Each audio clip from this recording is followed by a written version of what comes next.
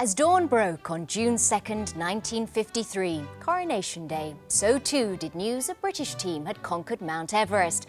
Captain John Hunt, Edmund Hillary and their Sherpa Tenzing Norgay became the first men to set foot on the world's tallest summit. Dubbed a coronation gift for the new Queen, their success added to the palpable sense of excitement felt across the UK.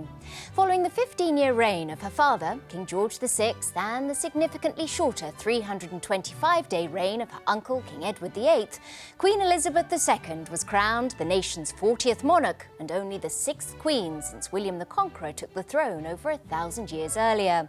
14 months in the planning, the ceremony's date allowed for an appropriate length of time to pass between George VI's death and a countrywide celebration. The Duke of Norfolk was charged with organising the festivities, while Norman Hartnell, the man responsible for creating Princess Elizabeth's wedding dress in 1947, was commissioned to make her gown. The weeks leading up to the occasion were filled with endless rehearsals, but anxiety over the Queen's welfare was rife. "I fear they may ask her to do too much," Winston Churchill said, but the Queen's response was always the same. "Did my father do it? Then I will too."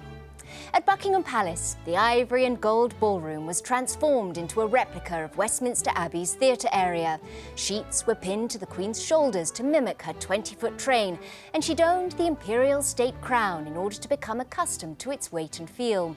Discussing the £3 headpiece in 2018, she said, "You can't look down to read the speech, you have to take the speech up. Because if you did, your neck would break, or it'd fall off. So there are some disadvantages to crowns, but otherwise they're quite important things."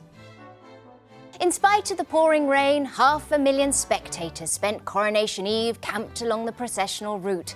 3 million more swarmed into London the next morning, while across the country, others gathered around television sets purchased specially for the occasion. Believing it wouldn't be right or proper to televise the ceremony, Prime Minister Winston Churchill urged the Queen to spare herself the strain of the camera's heat and glare.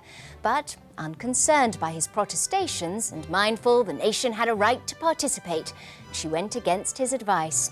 Only the most sacred parts of the service, the anointing and communion, were performed hidden from view.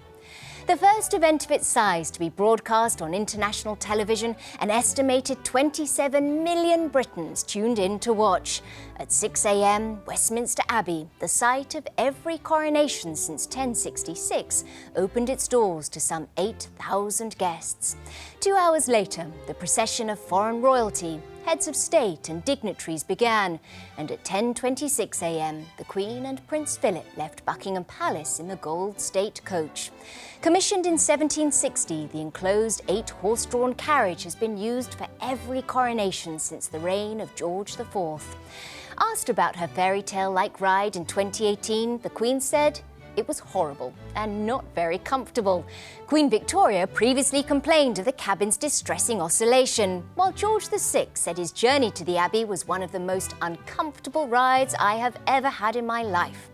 Carrying St Edward's crown, the Lord High Steward of England preceded Elizabeth into the Abbey before the Archbishop of Canterbury, Geoffrey Fisher, announced her.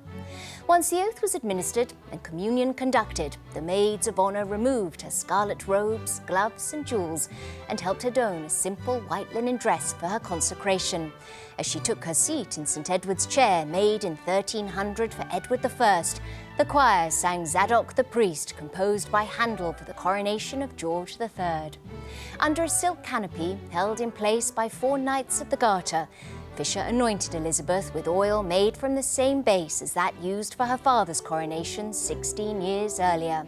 She was then invested with Admiral's, Stole Royal, Robe Royal and Sovereign's Orb, followed by the Queen's Ring, the Sceptre with the Cross and the Sceptre with the Dove. As the Archbishop of Canterbury placed St Edward's crown upon her head, the congregation chanted "God Save the Queen" 3 times.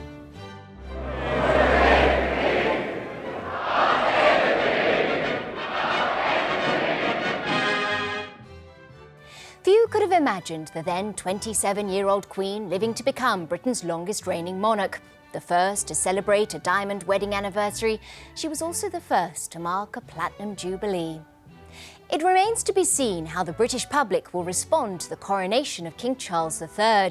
In this age of austerity, where deference is a thing of the past, many of the archaic customs and traditions may be viewed as ostentatious and out of touch. There is, however, one certainty. Charles's anointing, one of the holiest of rituals, will follow the age-old ceremony set by a long line of kings and queens before him. Still, other elements of modernisation might be incorporated. For example, it's possible that in reflection of today's society, Charles may choose to declare himself not only defender of the faith, but defender of the faith and other faiths. Likewise, though the coronation will be an Anglican service, he may opt to include other Christian denominations and other religious leaders.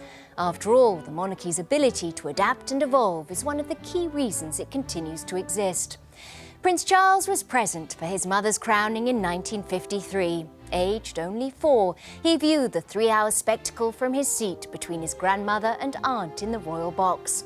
Now in his 70s, he's the longest-serving heir apparent in British history, and he's the oldest British monarch ever to take the throne. Prince Charles's coronation inevitably comes late in life, but as St Edward's crown, made for Charles II in 1661, is placed upon his head, he'll become Charles III, by the grace of God, of the United Kingdom of Great Britain and Northern Ireland, of his other realms and territories, king, head of the Commonwealth, defender of the faith. The future of the monarchy will, for a short time, be entrusted to his newly anointed hands.